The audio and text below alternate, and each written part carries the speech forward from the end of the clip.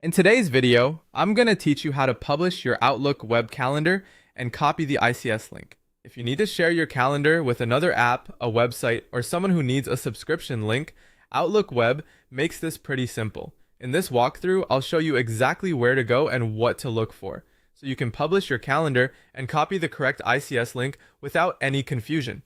To get started, open your web browser and sign in to your Outlook web account. Make sure you're using the account that contains the calendar you want to share, because the publishing options will apply to the calendars connected to that account. Once you're signed in and Outlook is fully loaded, you're ready for the next step.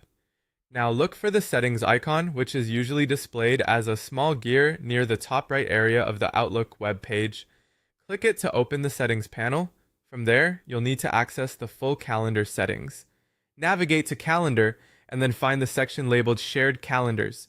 This is where Outlook lets you manage how your calendar is shared and whether it can be published for external access. Inside Shared Calendars, locate the publishing area for your calendar. Choose the calendar you want to publish if more than one is available. Outlook may also ask you to choose the level of detail you want to share. Be careful here, since this determines how much information other people or services will be able to see.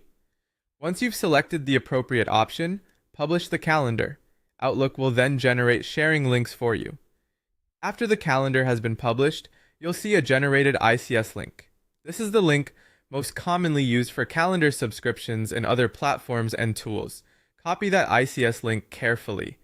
You can usually do this by clicking the copy option provided or by highlighting the link and copying it manually. Make sure you copy the ICS version specifically, not any other format, if the destination you're using requires an ICS calendar feed. Before you finish, it's a good idea to double check that the link copied correctly, especially if you plan to paste it into another service right away. Also remember that a published calendar link can be accessed by anyone who has it, depending on your sharing settings, so only share it where appropriate.